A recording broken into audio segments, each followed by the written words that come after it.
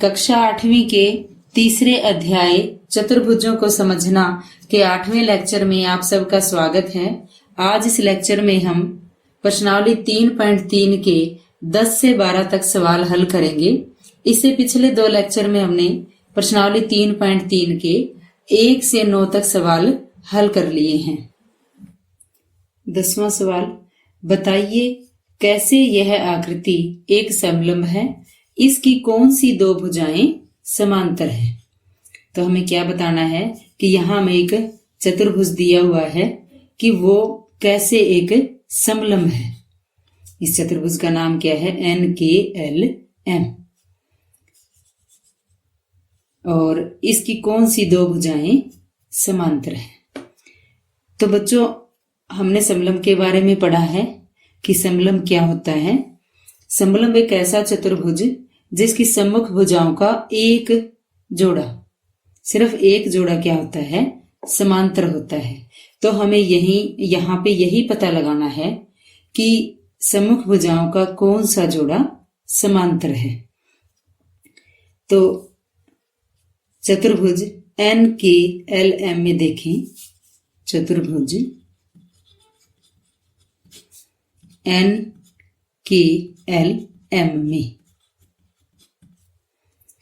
कोण M 100 degree दिया हुआ है, कोण L 80 डिग्री दिया हुआ है, और इन दोनों कोणों का योग यानी कोण M प्लस कोण L,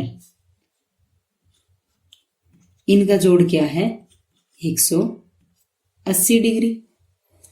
और कोण M और कोण L क्या है? दोनों आसन कोण है, परंतु ये दोनों आसन कोण है, आसन कोण है। और कोई भी चतुर्भुज हो जिसमें आसन कोण उनका जोड़ 180 डिग्री है, तो उन कोणों के साथ लगती जो भुजाएं हैं यानी वो सम्मुख भुजाएं हैं, वो आपस में क्या होती हैं? समांतर होती हैं। तो यहाँ पे NM और KL ये दोनों सम्मुख भुजाएं हैं, तो ये दोनों क्या होंगी? आपस में समांतर होंगी। अतः NM समांतर KL। अगर इन 2 आसन कोणों का योग 180 डिग्री ना होता तो NM और KL समांतर रेखाएं नहीं होती। अब इस चतुर्भुज में NM और KL सम्मुख भुजाओं का एक जोड़ा समांतर है, तो इसका मतलब NKLM एक समलंब है। तो हम इसे कैसे लिखेंगे? NM समांतर KL, परंतु ये सम्मुख भुजाएं हैं। अतः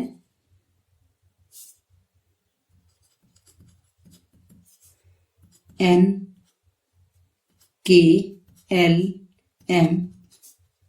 एक समलंब है, क्योंकि इसमें सम्मुख भुजाओं का एक जोड़ा समांतर हो गया है। तो ये था 10वां सवाल। आइए 11वां सवाल हल करते हैं। 11वां सवाल, आकृति 3.33 यानी ये हमें एक आकृति दी हुई है, इसमें कोण C का मान ज्ञात करना है। ये कोण C का मान ज्ञात करना है यदि AB समांतर DC। ये क्या है? AB समांतर DC। यानी इस चतुर्भुज में हमें सम्मुख भुजाओं का एक जोड़ा क्या दिया हुआ है? समांतर दिया हुआ है। तो इसका मतलब ABCD क्या है? एक समलंब है। तो हम क्या लिखेंगे? AB समांतर DC। अतः ABCD एक समलंब है, क्योंकि इसमें आमने सामने की भुजाओं का एक जोड़ा समांतर है। और आगे कोण B दिया हुआ है 120 डिग्री, कोण सी हमें ज्ञात करना है। बी और सी ये दो समांतर रेखाओं के बीच ये जो तिर्यक रेखा है BC उस पर बने कोण है और इन दोनों का जोड़ क्या होगा 180। तो यानी कोण B प्लस कोण C बराबर 180 डिग्री। तिर्यक रेखा के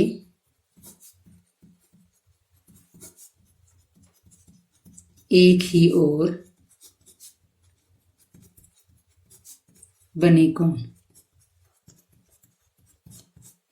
क्योंकि DC और AB समांतर है, BC एक तिर्यक रेखा है, तो इसके दोनों और ये एक ही ओर बने दो कोण है, इनका जोड़ क्या होगा 180 डिग्री।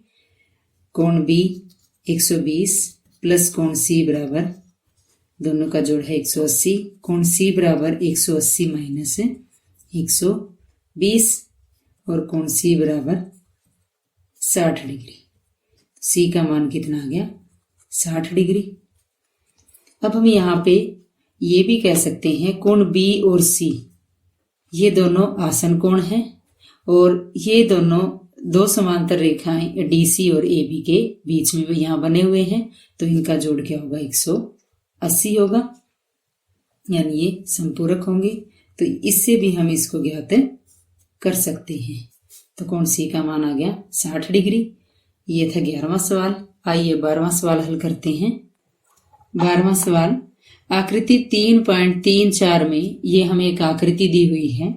कोण P तथा कोण S का मान ज्ञात कीजिए, मान या माप ज्ञात कीजिए। यदि SP एक भुजा है समांतर RQ दूसरी भुजा के समांतर है, यानी SP समांतर RQ। यदि आप कोण R ज्ञात करते हैं तो क्या कोण P ज्ञात करने के लिए एक से अधिक विधि है? तो उससे पहले हम कोण P तथा कोण S का माप ज्ञात करते हैं। तो हमें इस चतुर्भुज PQRS में सम्मुख भुजाओं का एक जोड़ा समांतर दिया हुआ है। चतुर्भुज PQRS में SP समांतर RQ। अब एक जो कि ये सम्मुख भुजाओं का जोड़ा है समांतर है, तो अतः कैसा चतुर्भुज है ये PQRS एक समलंब है, समलंब है। अब कोण Q बराबर 130 डिग्री दिया हुआ है। क्या ज्ञात करना हमें कोण P। अब SP समांतर RQ और PQ एक तिर्यक रेखा है, तिर्यक रेखा है, ये समांतर है। तो कोण P प्लस कोण Q बराबर 180 डिग्री। क्यों? तिर्यक रेखा की एक ही ओर बने कोण, अंतः कोण। तो Q दिया हुआ है 130, यानी कोण P प्लस 130 बराबर 180 डिग्री। कोण P बराबर 180 माइनस 130, 180 में से 130 घटाएंगे तो ये आ जाएगा 50 डिग्री। कोण P का मान आ गया 50 डिग्री, ये कोण। अब हमें कौन सा कोण ज्ञात करना है? कोण S।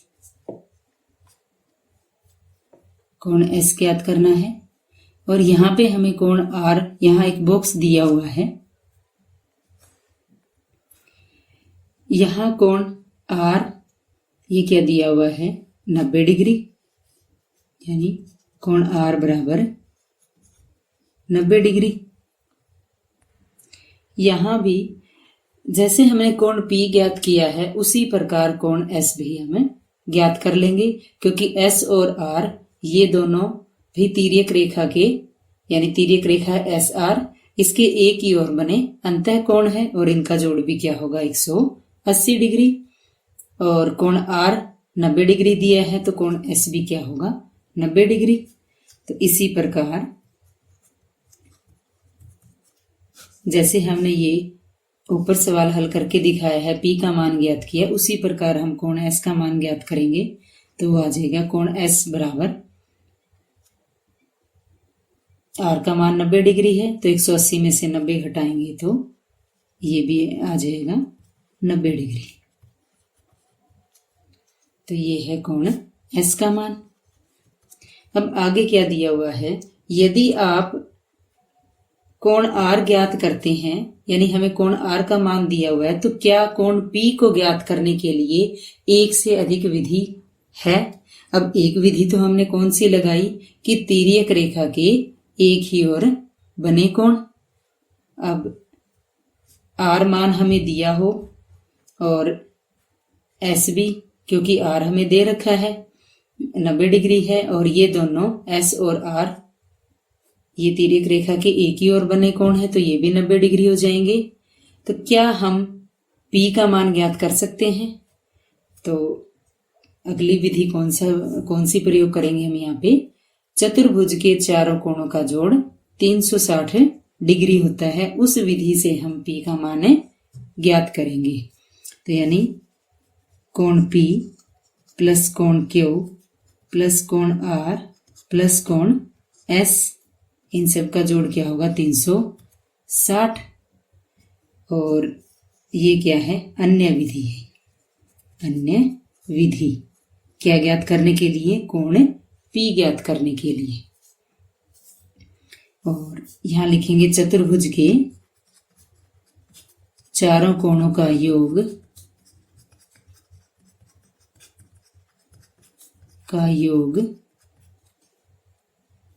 360 डिग्री होता है। अब पी हमें यहां ज्ञात करना है तो हम यहां 50 का प्रयोग नहीं करेंगे। तो कोण पी प्लस कोण क्यू का मान है 130, आर 90 डिग्री, एस भी 90 डिग्री बराबर 360। कोण पी प्लस 90 डिग्री, 90 और 90 180, और 180 और 130 310 बराबर 360। ये आ गया कोण पी जमा 310 बराबर 360। तो कोण पी बराबर 360 माइनस 310, 360 में से 310 घटाएंगे तो ये आ जाएगा 50 डिग्री। कोण पी का मान कितना आया 50 डिग्री। पहले भी हमने ज्ञात किया था, वो क्या था 50 डिग्री। तो ये दूसरी विधि थी जिससे हम कोण पी का मान भी ज्ञात कर सकते हैं। तो बच्चों ये था प्रश्नावली 3.3 का 12वां सवाल। इस लेक्चर में हमने प्रश्नावली 3.3 के 10 से 12 तक सवाल हल किए हैं। इस लेक्चर में इतना ही। धन्यवाद।